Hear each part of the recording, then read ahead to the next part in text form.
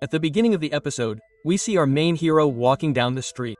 Suddenly, a handkerchief comes flying towards him. He realizes it's just a girl's handkerchief. He understands where the scarf came from. He jumps and lands on the window of a nearby building. Just then, he notices a girl changing her clothes. Seeing her in this state, our hero quickly becomes embarrassed, and she screams loudly. Then, our hero says, "Please forgive me. I just came to return your handkerchief." Quote. He then continues staring at her. Because of this, the girl asks him to turn his face away. Then, the girl puts on her clothes and tells our hero, "You can turn your face away." "So, I'm wearing my clothes." Quote. Then, our hero shyly returns the handkerchief to her. The girl, overjoyed to receive her handkerchief, bows and thanks our hero.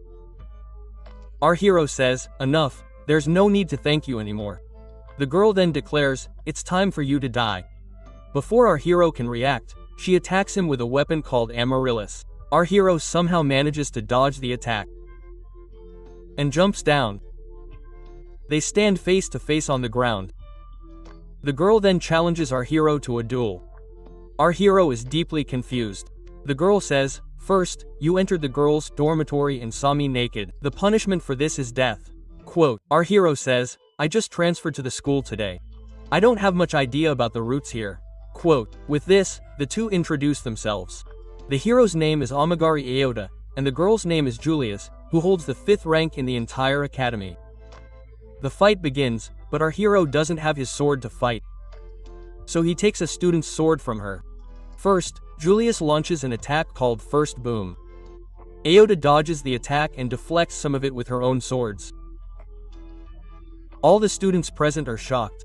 Then, Julius launches her second attack, a large fireball, towards Aota. Julius thinks Aota will dodge the attack. But then Aota deflects the fireball with her sword, and instead of attacking Julius, she saves him from an unknown attack coming from behind. While trying to save him, he falls on top of her, and his hand accidentally hits Julius. This causes Julius to blush. Aota quickly removes her hand from her, and a new girl enters, who has attacked Julius. Julius already knows her. She asks, "How dare you interrupt our fight?" The new girl replies, "Perhaps you're forgetting. I'm the school's principal, and Ria can't duel because Aota hasn't completed the admission formalities yet."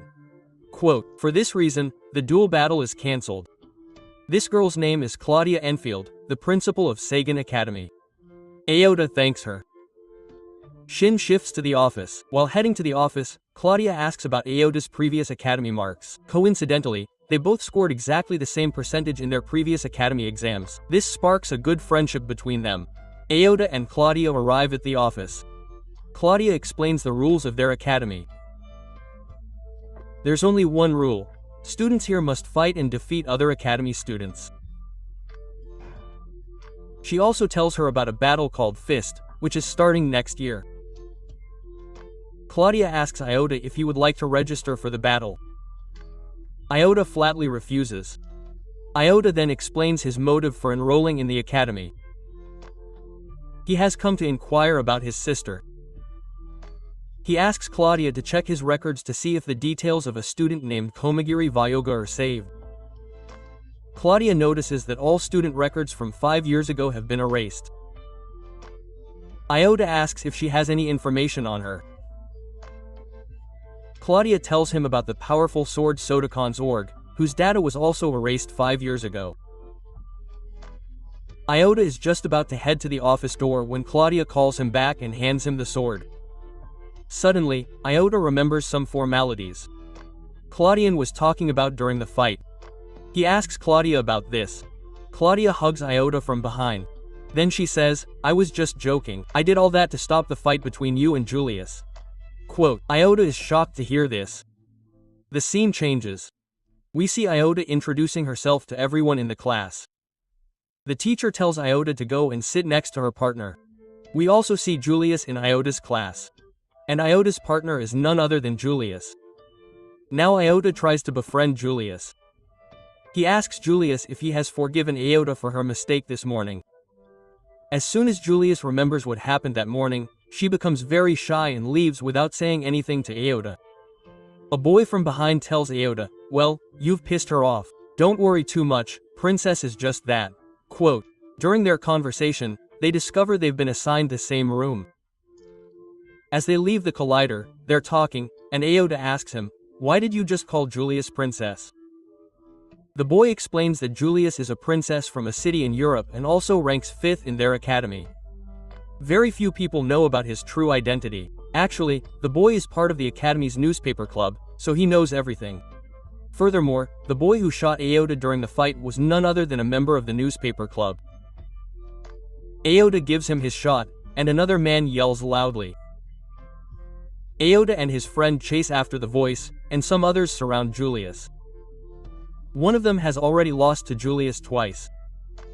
Yet, he challenges him to a third duel.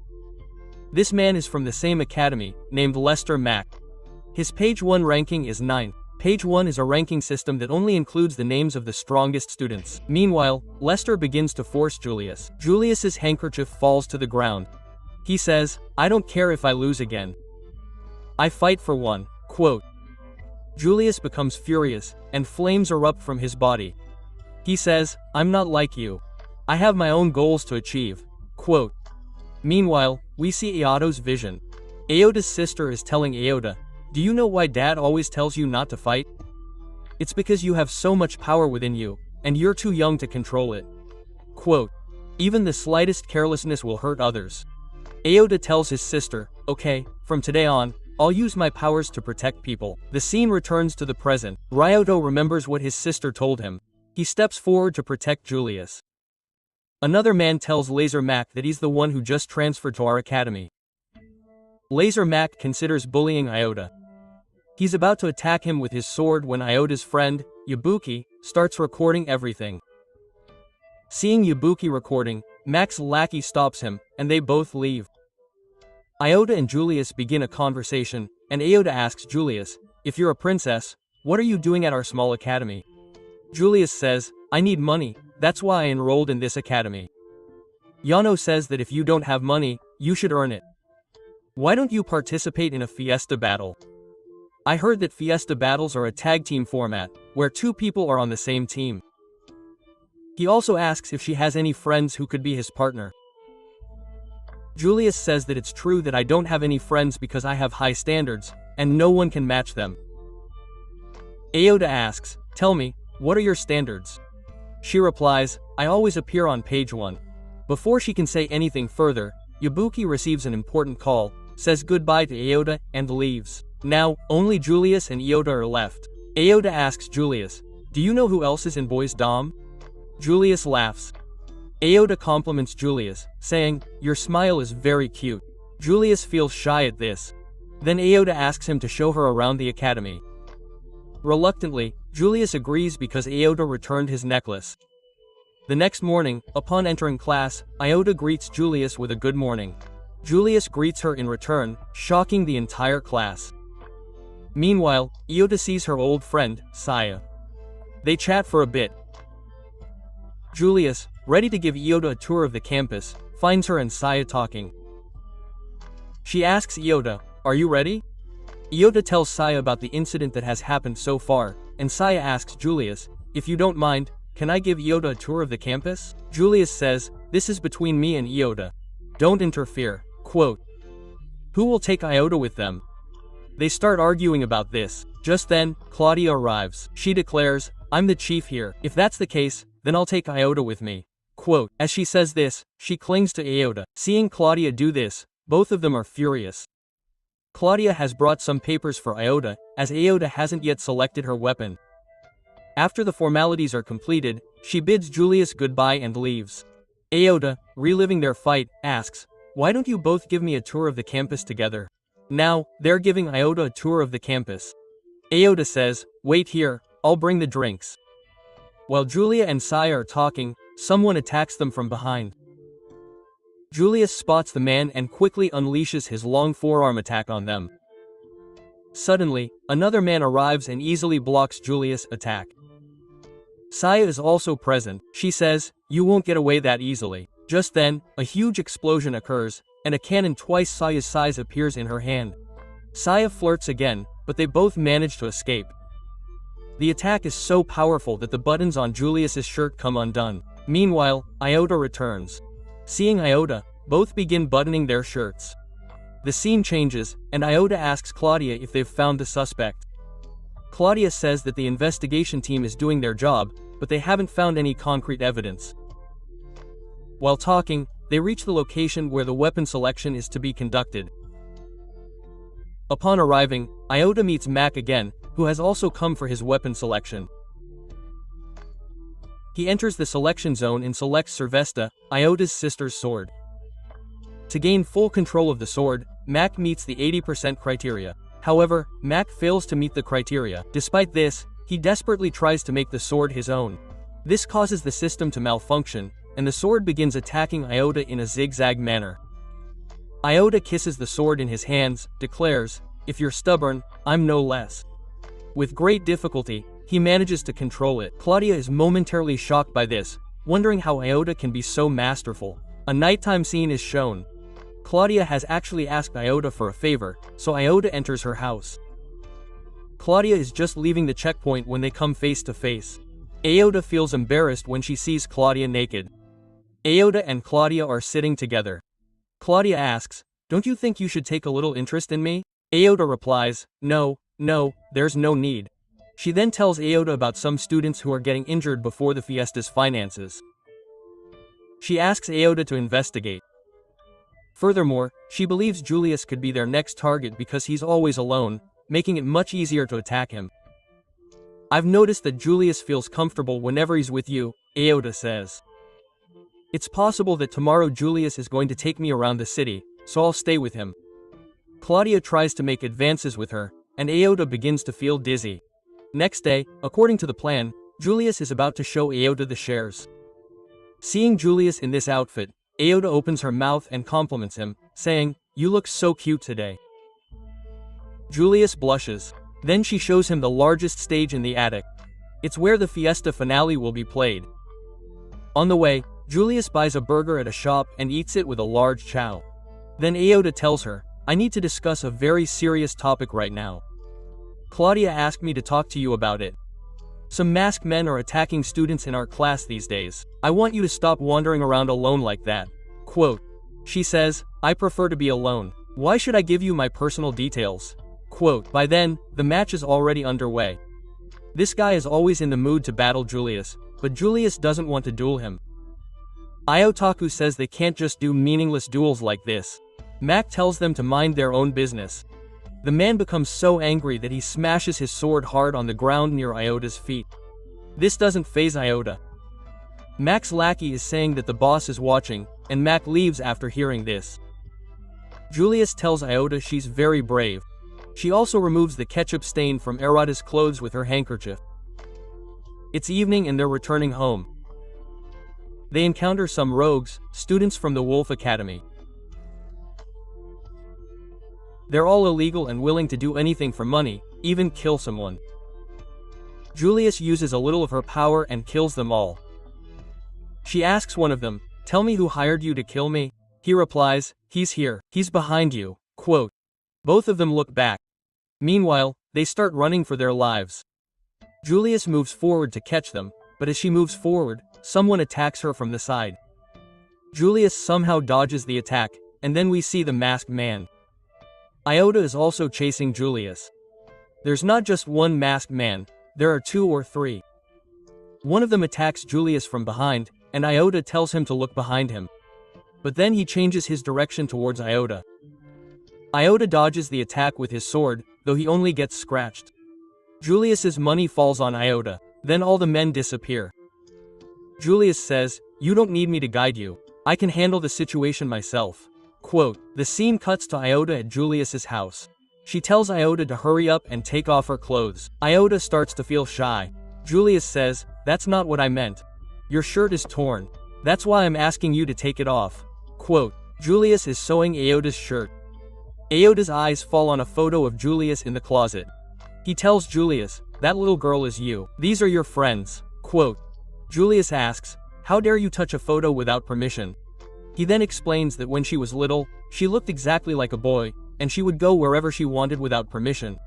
Just like a little bird, but one day she loses her way.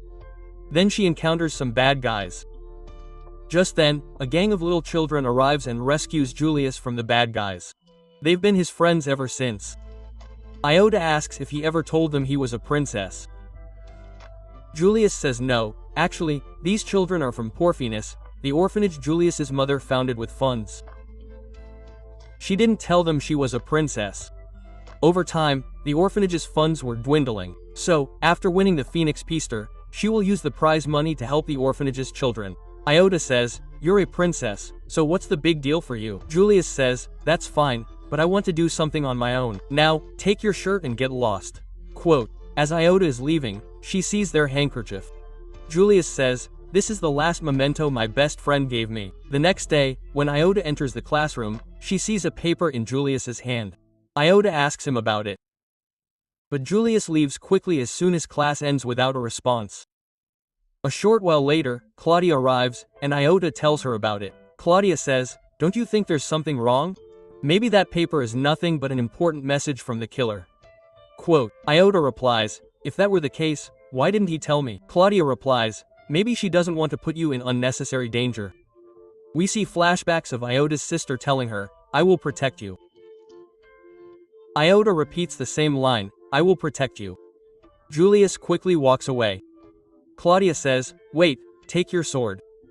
This sword here, Servitor, belongs to Iota's sister." In the next scene, we see Julie walking into a dark place. Suddenly, the ceiling collapses and falls on her. Using her powers, Julie destroys the ceiling in one fell swoop. Then, we see the man who just attacked Julius. This man is none other than Mac's lackey, Silius. Silius tells Julius, "I've been wanting to duel you for a long time. But Mac kept coming between us when we were alone, so I thought, why not use him to get you killed?" Quote, Julie asks, "But why do you want to kill me?" Silius replies, "I want you to stop participating in the Phoenix Fiesta." Meanwhile, Mac arrives, having overheard everything Silius has said. He tells Silius, "You told me that Julius accepted my duel. You lied to me. Did you have Julius attack that day?" Quote, Julius says that she orchestrated the attack on everyone who was supposed to battle at the Finnish Fiesta. Mac asks, "If you want to fight Julius, why did you call me here?" Silius laughs loudly. He says that now someone else should be responsible for your deaths. Everyone thought you both died dueling. Mac becomes extremely angry. He attacks Silius with his sword. Suddenly, a masked body appears and blocks Mac's attack. In no time, more masked body parts appear, and we learn that all three robots here are created by Silius. But Mac isn't going to give up so easily. He attacks with all his might, sending all three robots flying through the air. A total of 128 robots surround Julius and Mac. Julius also attacks these robots. But the number of robots is so great that they can't do anything. Two of them capture Julius. Just as Silius is about to kill him, Iota makes a powerful entrance. He charges towards the robots at lightning speed and rips them apart, saving Julius. Julius asks Iota, "What are you doing here?" "Look, this is my problem. I can handle it myself." Quote, Iota replies, "No need to worry. It was destiny for us to meet. I am capable enough to handle you." Quote. Julius becomes a little embarrassed, as she hadn't spoken to anyone before. Silius interrupts their conversation. He says, "Well, this is the power of Servesta. Let's see if you can stand up to my 100 robots." Quote. Some robots are firing at Iota. Iota takes Julius by the hair and begins to fight. Iota shows a small glimpse of her power, killing a few robots at close range. Iota slowly analyzes the robots' moves, their timing, and so on. Julius says, "Please put me down. I don't want to be an obstacle." Quote, Iota says, "Enough is enough." Silius's mood sours as Iota effortlessly cuts through the robots with her sword.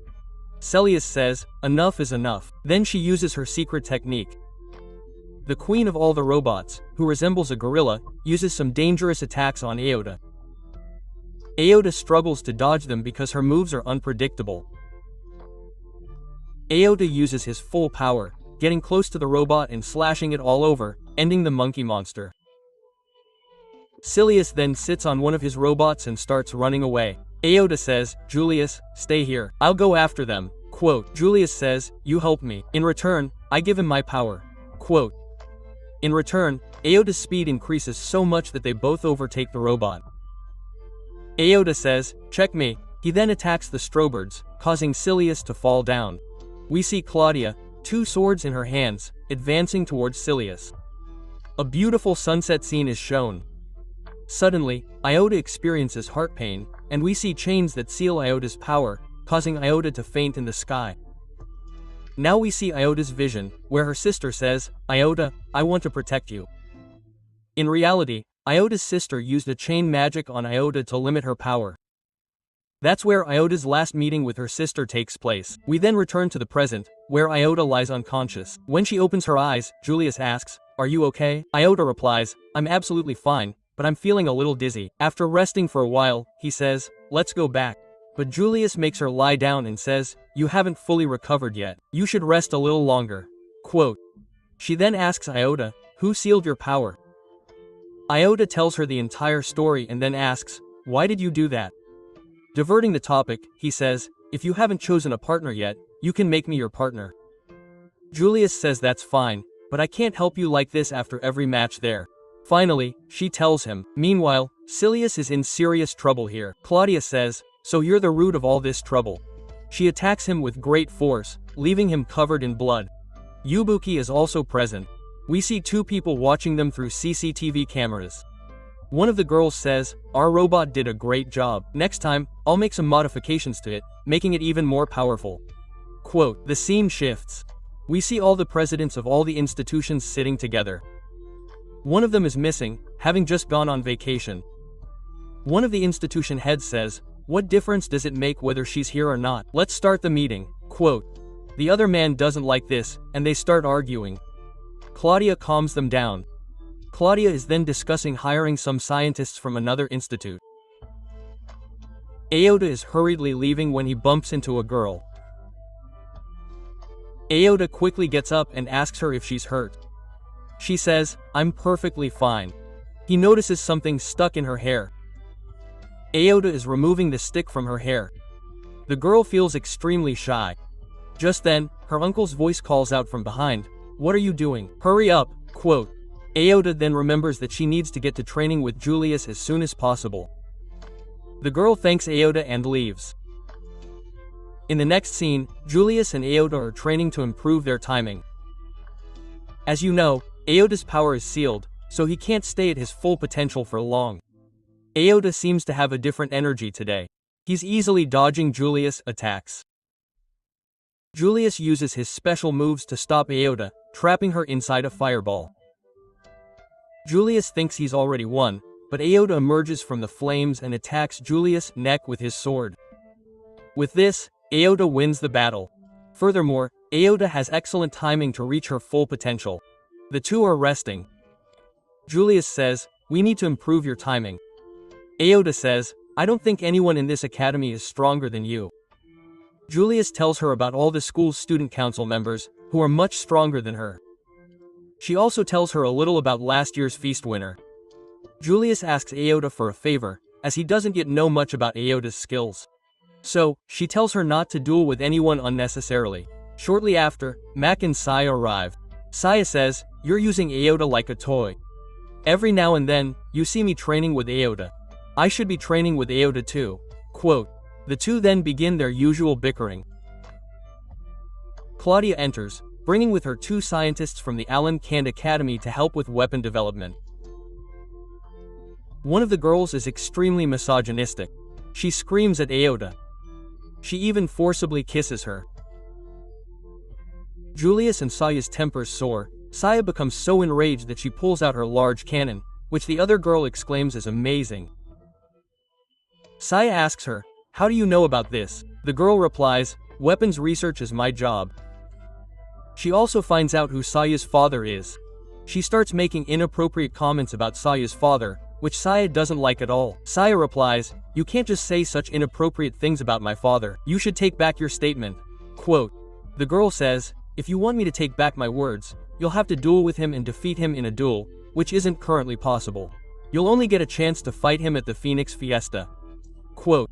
After insulting Saya, they leave. Saya tells Iota that she will also participate in the Phoenix Fiesta. Iota says, "You know you need a partner to enter the fiesta." Saya replies, "You do. Here, Julius and Saya again begin to quarrel over Iota. In the next scene, Yas is giving Iota some important information about the academy's rules and facilities. Then we see Kieran's uncle scolding Kieran for something. He even slaps him. He's about to slap him a second time when Iota arrives. He grabs Kieran's uncle's hand and says, "You can't do this. You can't raise your hand on a girl." Quote, the man says, "I'm Kieran's uncle. I can do whatever I want with him. If you care so much about him, you'll have to duel with him. If you defeat Kieran, I'll do whatever you say." Quote, Kieran, despite his uncle's insistence, begins to fight Iota. We see Kieran's sword, which resembles an Asian sword. The two are now engaged in a fierce fight, and a large crowd of children has gathered around. Julius arrives. She says she told him not to, but the fight has now reached a different point. Both are equally competing in terms of speed. For a moment, it seems Iota has a chance to kill her, but Iota hesitates. Taking advantage of this, Kieran delivers a powerful slash. Iota dodges, but his wrist is cut. According to the rules, a wrist is cut, causing Iota to lose the duel to Cougar. Kieran thanks her again and leaves. Just then, Julius quickly approaches Iota and tells her to come with him. "I'll explain everything later. Anyway, you've reached your maximum time limit." This is what happens. The person Iota just fought is number 1 in the academy. Iota has just lost the battle to the number 1 ranked girl, though not terribly, but still. Meanwhile, Iota's uncle is scolding her. He says, "You took longer than I thought. If this continues, you'll never achieve your goal." Quote, the scene shifts to Julius, who tells Iota, "Did you lose your mind? It's a good thing you lost so quickly, otherwise the trouble would have been worse. Besides, he's so strong for only 13 years old." Quote, seeing Iota's expression, Julius says, "I think you're starting to like him." He also mentions 3 people even Julius himself can't defeat: Claudia and Kieran. Claudia doesn't appear to be that strong, but she has the power to see 10 seconds ahead and has only lost to Kieran to date. She is about to reveal the third name. Just then, he remembers that Iota needs to get his badge, which he broke during the fight. Iota goes to Claudia to get it. Claudia takes it out of her bikini and gives it to him, making Iota blush. Claudia tells Iota a lot about Kieran's uncle. Iota leaves. Iota is returning to his dorm. He sees a crowd of boys. Yoki says, "Look, Kieran has come to meet you." Iota brings him into his room. Kieran says, "Because of my uncle, I couldn't even thank you properly that day. You saved me from my uncle that day, even though you were a stranger. I'm grateful for that." Quote, Iota puts his hand on his head, caressing him. He says, "I can't believe you're only 13 and you have such skills." Meanwhile, Iota hears some noise from the door. As he opens the door, he sees Yabuki and his friends trying to eavesdrop. So Iota leads her to the garden. Iota asks, "Why are you so nervous?" Kieran tells him, "This is the first time I'm hanging out with a guy other than my relatives." To make her feel comfortable, Iota talks to Kieran about the normal style G. Kieran is overjoyed. After all, someone knows about her family's swordsman style.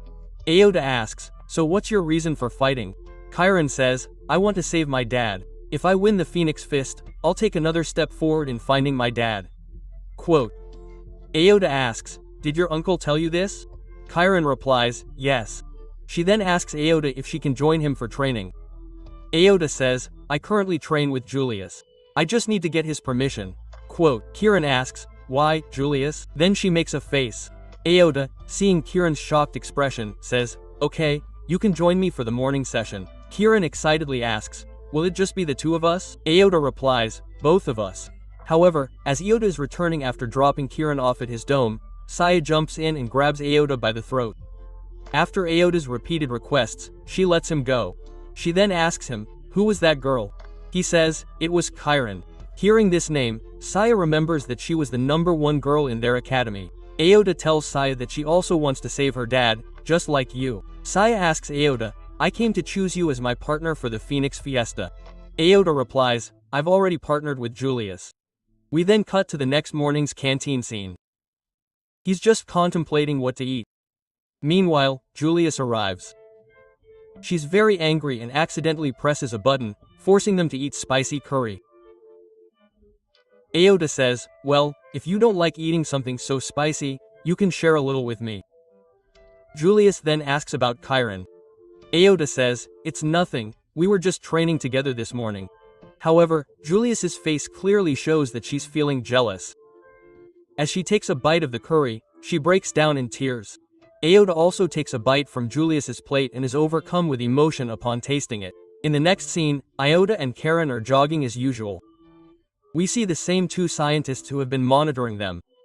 Iota says, "Don't you think the fog is a bit too much today? Why don't you hold my hand?" Quote, suddenly, the fog begins to clear completely. A dinosaur-like monster attacks them. Iota cuts off one of the dinosaur's arms with his sword. However, it's made of a complex material, so it regenerates. After a brief fight, Karen realizes something. He sees the dinosaurs breaking into so many small pieces that they can't regenerate. Seeing this, all the other monsters flee in panic. When Iota asks, she explains that she can sense even the smallest things. She feels that somewhere, this monster must have a core again. Aota picks up a small piece and says, "Well, it's Alan Kant's doing." The monsters appear again and begin attacking with fireballs. The bridge was also under construction, causing it to collapse completely. Aota is about to fall when Kieran grabs her hand, causing Kieran to fall along with Aota. We then cut back to Camille and the other girl who was monitoring them. Both are quite bored because their first act wasn't successful. We see Kieran and Ada together, Kieran very scared. Suddenly, she feels something. The water stirs. Just then, a large monster appears before them. Aota uses her power first, and the monster attacks Aota. Aota, who is present here, blocks the monster's attack with his shield.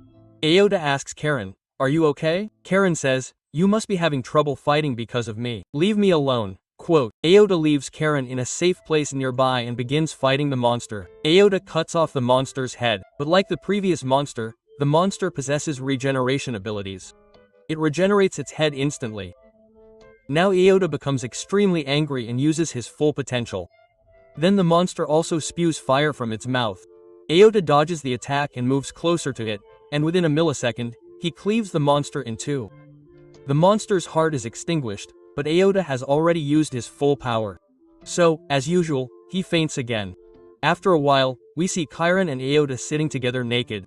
He tells Chiron about the secret of his powers. We then see a story from Chiron's past, in which Chiron is shopping with her father.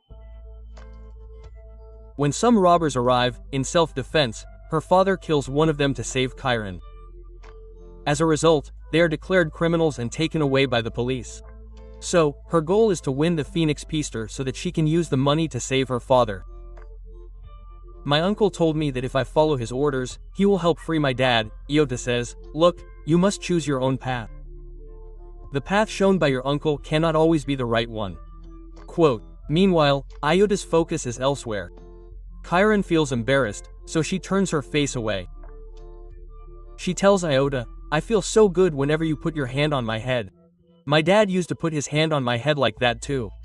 Quote, meanwhile, the rescue team arrives and takes them both out. Kieran then tells her uncle everything, how Aota Senpai saved her life. Her uncle tells her to stay away from that Aota. Kieran asks him if he really wants to help his niece. Her uncle tells her, "I'm only interested in your power." Kieran says that from now on, she will make her own decisions. At this, her uncle slaps her hard. Her uncle is about to hit her a second time when she stops his hand, saying, "It's my final decision. I will choose my own path." Quote, the next day, Kieran and Aota are having a friendly duel, with all of Aota's other friends watching. Aota now has a second sword, which is a bit lighter. Even Chiron is enjoying the fight, as Aota counters each of her attacks. She tries out different moves against Aota. We then see Aota transform her weapon into a different form. Her weapon transforms into a spear. Aota attacks her. But when this doesn't work, Aota throws her spear at Chiron. Chiron shatters the spear in two with a single slash. Now, Aota has developed a dragon, possibly a new swordsmanship style. But Chiron still has the upper hand. She lunges forward for a direct hit, but Aota grabs her throat and throws her to the ground. Chiron screams at this point, losing the fight. Julius and Saya congratulate them. Claudette has also arrived. Kieran tells Aota, "I've made up my mind. From now on, I'll choose my own path." Quote, just then, Kieran's uncle enters, telling Kieran, so you fought the duel without my permission, and you lost. Come with me, I'll teach you a lesson. Quote, Kieran says, from today on, I won't obey your orders. Kieran's uncle becomes furious and is trying to question him when Iota arrives, grabbing his uncle's hand and saying, you can't do this. Kieran has made his decision, and there's no need for you to interfere. Quote, his uncle tells Iota, I'm going to leave you, as you know. Claudia is also present, warning Kieran's uncle that this isn't his home. This is Sokiden Academy. You can't just raise your hand on a student. You may be Kieran's uncle, but he's still a student at our academy. After Claudia's scolding, Kieran's uncle quietly leaves without saying anything. Kieran becomes a little emotional at this point, as she believes her uncle is the reason she's where she is today. She says, thank you so much, uncle, for supporting me all these days. Tears well up in Kieran's eyes, but the uncle doesn't even look back. Despite this, she bows down to him. The situation is finally under control, and Kieran tells Iota, I have two requests. First, I'd like you to call me by my name, and second, you won't call me by my surname. You'll call me Kieran. Quote, Iota agrees to both conditions. Meanwhile, we see two people in front of whom a large robot has appeared. In the next scene, we see Saya and Karen training together. Initially, their coordination isn't quite right. After the duel, in the scoreboard, we see that both of them have significantly lower points than Iota and Julius. We then see the four of them having dinner together, where a girl comes to ask for Iota's autograph. This is because, after defeating Karen, Iota is now number 1. All three are extremely jealous of Iota. Yabuki also congratulates Iota, but Karen says that it's fine so far. But when they meet at the Phoenix Fiesta, she and Saya will not show any leniency towards Iota and Julius. They will be each other's enemies. Now, Saya recommends Karen socialize a little to improve her and Karen's coordination. The next morning, we see the two of them sitting far apart in the garden. Kieran doesn't even understand the meaning of socializing. Saya makes some plans to give Kieran some ideas. Saya's dad's birthday is coming soon, so they plan to buy a present for her dad. Kieran asks, what's your dad's favorite dish? Saya says he doesn't have a favorite food.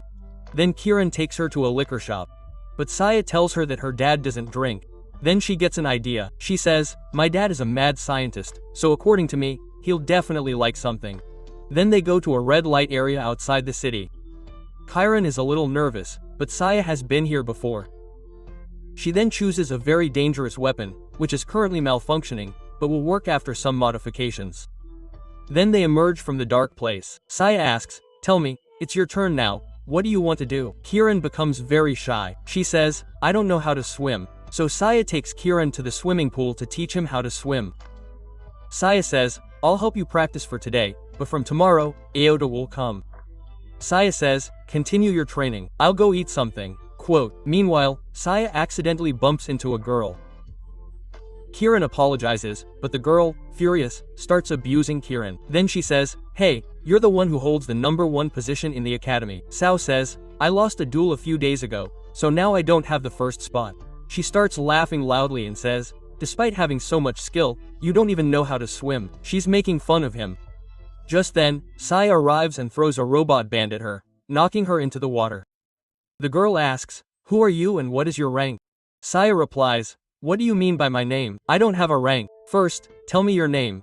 Quote, actually, this girl is from another academy. She says, you don't even have a rank. Yet, you came to fight me, and since that's the case, I challenge you to a duel. Quote, the duel begins, and Saya pulls out her cannon, firing it once, ending the fight before it even begins.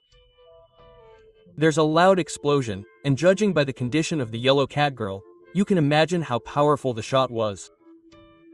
The people around are shocked. Saya then explains to Kieran that she shouldn't be so defensive, and if someone says something to her, she should answer them directly.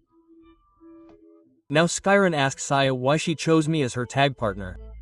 Saya explains that her fighting style and sense of humor are exactly like Iota's. That's why I chose you as my partner. The next day, during training, they perform so well that their coordination is even better than before. Julius and Iota are a little surprised by what magic happened in just one day. Their points have also significantly surpassed theirs. The scene cuts, and we see a fat guy, whom you may have seen before. He's the head of another academy. With him, we see a cute girl who is very scared in this dark place. She actually lives in a prison. That's why there are many scary sounds. Just then, the president places his hand on the wall, causing a door to open. We see a girl with her hands shackled. The president tells the girl that she's still alive. "I have a job for you," the girl asks. "What's the job? Tell me." Quote, the president shows her Yato's photo and says, "You have to take down this mortal coil. He has a very dangerous SWAT Cervesta. It could become a thorn in our path in the future." Quote, the girl says, "The job will be done, but nothing must happen to my sister." The scene changes. Today is the first day of the Phoenix Fiesta. Everyone looks very excited. Iota says, "This is a huge place." They also see the chairman of the Phoenix Fiesta Battle Committee. Julius says, "This is no ordinary person. He has won the Phoenix Fiesta before. He is very powerful." Quote, the chairman introduces some new rules. This time, there are stricter regulations on the use of autonomous weapons in the Phoenix Fiesta. No academy should object to this new rule. Now, the Phoenix FEI's battle begins. Iota and Julius are very busy because their battle is taking place at the same venue, so they won't have to travel anywhere. Saya suddenly appears and hugs Iota, scaring Iota. Iota says, "You made my heart beat faster." Chiron is present. She has prepared lunch for Iota and Julius. She says, "We thought this would be a way to cheer you up. Although my cooking skills aren't great, with Miss Saya's help, I made this for you." Quote, Iota opens the box and is overjoyed to see Kieran's lunch. He then places his hand on Kieran's head to caress him, causing Kieran's face to turn red. Saya then says, "Now look at my box too." But Julius looks at her lunch and tells him, "It's too big."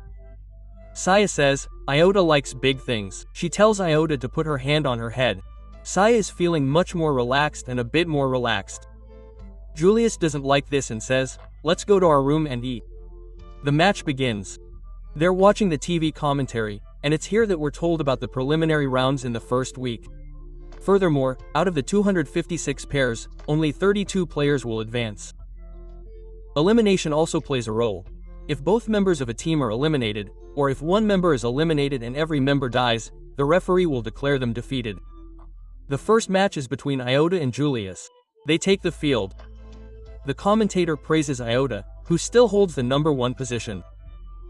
Then the other commentator says, "Don't forget, his partner is a princess. Meanwhile, I am in 5th place in the academy." Now their opponents also enter the arena. The fight begins. Iota is trying to unleash his powers. Although he struggles, he reaches his maximum potential. Then, Iota cuts down both the batches within a second. Julius doesn't have to do anything. Both the audience and the commentators are shocked as Iota and Julius win the match in such a short time, which is commendable. Immediately after this, the second match begins. Here, a robot is shown, this one with a white ball and this one is the bald opponent. Along with that robot, his partner is a female robot. We see the same two scientists who created the robot, but they have given it to another academy. Both men say that they must work in coordination, otherwise they will not be able to defeat them. The robot says, "I'll give you 1 minute. I won't do anything for that minute, but once that minute is up, I'll blow your head off." Quote, one of the two men uses his power, his hand becoming covered in a tornado. He then lunges forward to attack the robot. However, the robot doesn't seem to mind, blocking the attack with ease. Meanwhile, the other man continues firing, but they can't even touch the robot. Then the robot declares, "Your minute is over. Now it's my turn." Quote, he shakes the man with a single attack. He lands a powerful blow to his head. Everyone is shocked. Because even if someone dies during the Phoenix Fiesta fight, the academy won't take responsibility. Iotas, looking at the robot, says only one word, "Puppets of Alicante." We see Saya talking to her father on the phone. Her dad asks her if she got her new gun. Saya says no, she hasn't yet. Her dad says she'll have to make do with her old gun for her first match. Saya says it's okay, the next match is between Karen and Sion. So they both leave for the match. Iota asks Julius what they should do now. Julius says it's time for their match. Let's rest a bit. Here, we are shown both robots. Their master says, "You performed very well." The lady says, "Did you expect us to perform poorly?" Hearing this, the lady robot gives her a hard kick. She then tells her not to argue with her master again. Karen's match is at a different venue. Therefore, Aota and Julius are slightly delayed due to traffic. Amidst the traffic, they spot the same girl single-handedly defeating many people in the market. This girl is on Wolf Academy's page 1 page. They ask everyone why there's a crowd. In the crowd, their eyes fall on Aota, the man the president of Wolf Academy has hired to kill. Before Aota can say anything, Julius interrupts. They already know each other. Julius says, "He's my partner, what do you have to do with him?" The girl says, "Okay, that's fine," and immediately draws her sword. Just as the fight is about to begin, her younger sister, Priscilla, arrives, asking Julius and Aota for her sister. She then takes her sister away. Julius tells Aota, "From now on, you have to be careful." They both enter the stadium to watch Sarah and Kieran's match. Meanwhile, the commentator mistakes Saya for a high school girl because of her short height and makes fun of her. Saya's mood is quite sour. At the start of the fight, Karen performs exceptionally well because of her agility. Meanwhile, Saya uses her gun as a swat, waiting for the opponent to fly into the air. As soon as the opponent does so, she unleashes a powerful blast that shakes the entire stadium. After the match, the two sit down. Karen asks, "Where did you learn the short style?" Saya replies, "Aota taught me a little." Aota comes to congratulate Saya and Karen. Saya accidentally opens the door, and Aota sees them naked. Embarrassed, Karen screams loudly. The next stage is the first match between Aota and Julius. Julius says, "Don't worry, I'll handle these two." A little girl steps forward to attack Julius, but Julius doesn't give her a chance. She continuously attacks him with fireballs. The girl slips while trying to touch Julius's attack, and all of Julius' fireballs hit the little girl simultaneously, breaking her leg. The other girl says, "I won't fall for your foolish tricks." But before she can understand, she falls for Julius's trick. She is paralyzed, and then Julius destroys her with his huge fireball. With this, Aota wins the match effortlessly. Now, Karen and Sayaka's match is at another venue, which is quite far from here. So, they decide to stay here. Aota is getting a little bored. To entertain Aota, Julius gives her a sandwich he made with his own hands. Aota says, "It's so delicious. I can't believe you made it." Quote. Julius is embarrassed by this. Julius says, "If you want to thank me, you should pet me like Saya and Kieran." Aota does exactly that. Meanwhile, Mac fights the same vampire girl. His sister, Priscilla, is standing off to the side. Mac's partner, thinking her an easy target, moves to attack her. But the vampire's sword can control gravity, so she easily protects her van and knocks the man unconscious. At this point, Mac is enraged. He uses his full power, causing significant damage to the vampire, and she tells her sister, "I'm sorry." Then she begins to suck his blood. While doing so, a strange energy emanates from her body. We also see her sister's wands heal. He then tells Mac, "Let's see how powerful you are." Mac isn't weak here, but within a short time, he's unable to move without his gravity. Now, Mac knows that even the slightest mistake could cost him his life, as vampires become even more powerful after sucking blood. So, he wisely surrenders early. With this, Priscilla and her sister win the match. In the next scene, Claudia tells Aota, "Finally, after so many matchups, I got a chance to spend time with you. I've missed you so much all these days." Quote. Just then, Karen calls, telling her that Saya has gone missing. Aota says, "Don't worry, I'm coming." Quote. Claudia's face turns tearful. Claudia says that after so long, they had a chance, and now it's gone. While walking, he accidentally runs into Priscilla, the vampire's sister, who is extremely nervous because several thugs are after her.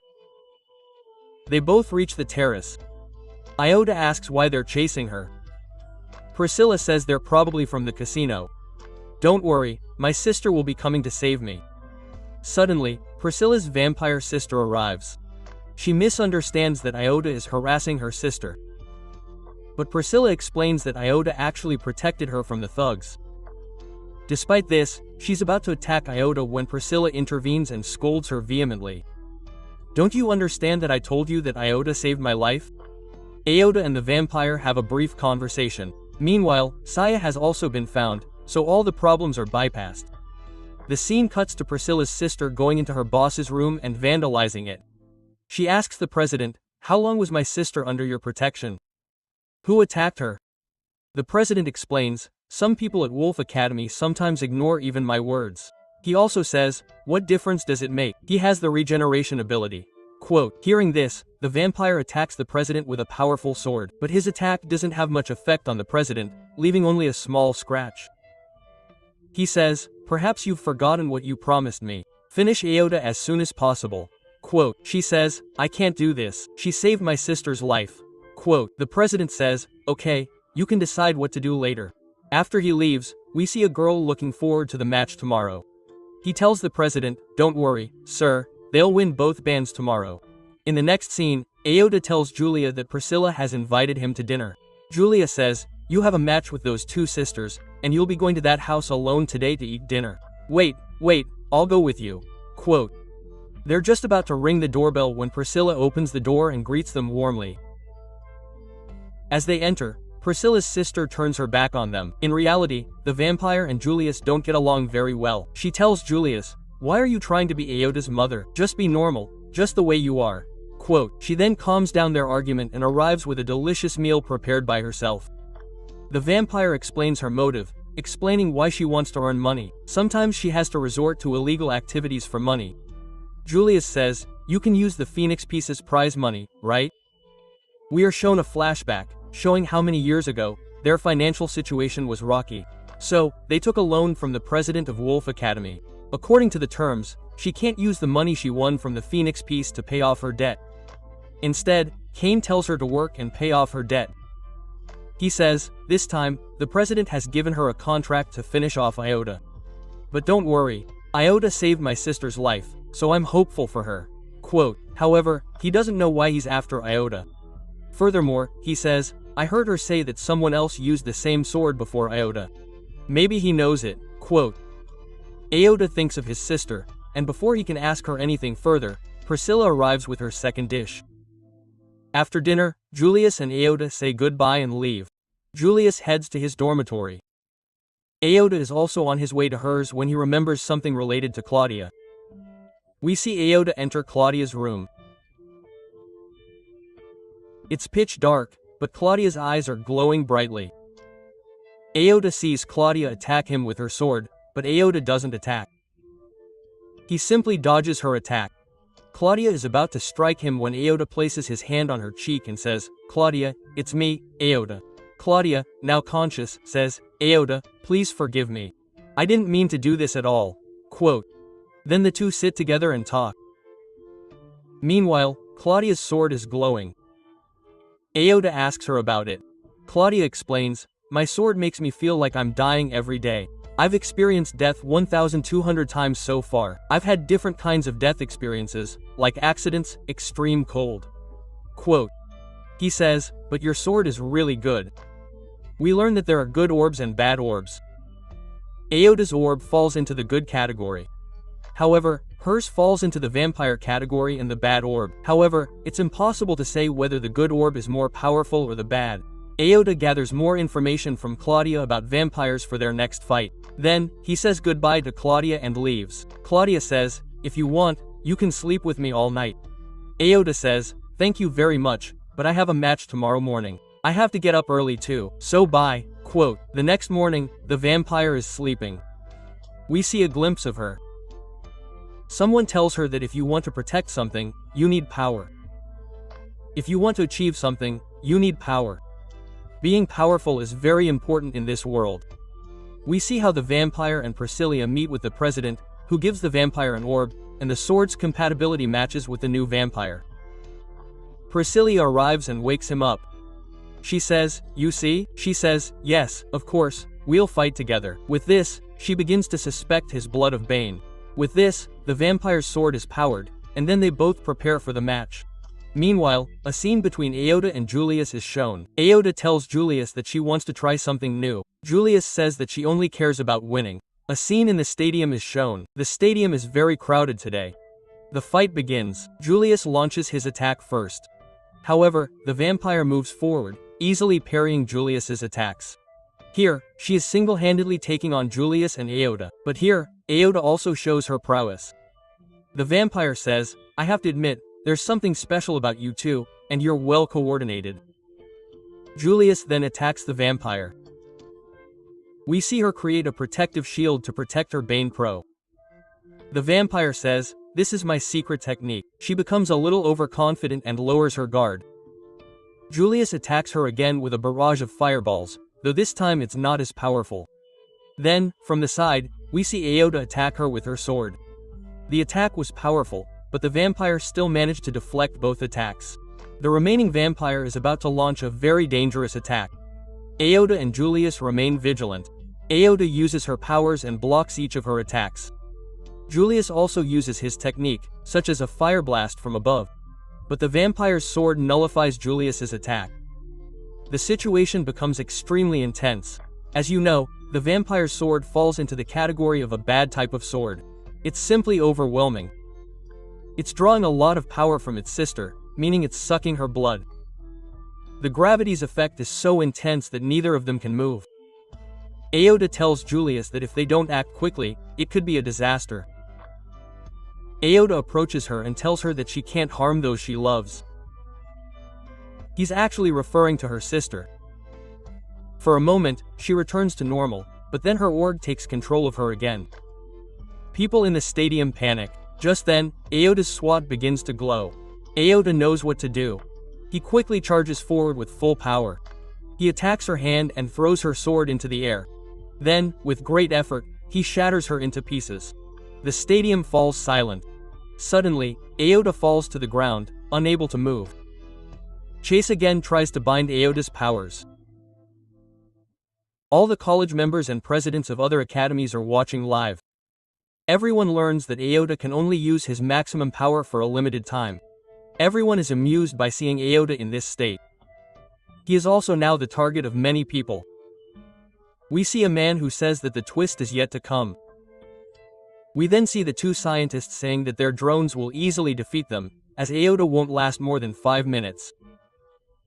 The scene shifts and we see Priscilla and the vampire at their home. The vampire tells Priscilla that they lost the match. I'm sorry I sucked too much of your blood, which is why you fainted. Priscilla says that the president of Wolf Academy won't be angry with her. She says, don't worry, I'll handle it. I promise I'll always be there for you. Quote, Shin shifts, and we see Aota, who tells Julius, Aota, do you even know how serious this situation could be if you can't participate in the next fight? Quote. Aota says, don't worry, I promised you I'll always be there for you. I won't give up so easily. Quote. However, Julia begins to blush. A romantic scene unfolds. The two slowly grow closer. They're about to kiss when Claudia, Saya, and Karen arrive, ruining everything. Claudia says, I was just resting. Look what happened behind my back. Quote. Saya comes and hugs him. She says, don't worry, you can rest like this. Julius and Kieran also start hugging her. A battle breaks out between the three over who will hug Aota. Lodia also tries to impress Aota with her Chongu Mango. We also see Vyabuki, who seems to be hiding something. Finally, we see a bearded man holding Aruka's specs. Season 1 of Asterix ends with this suspense. If you enjoyed the video, please let us know in the comments.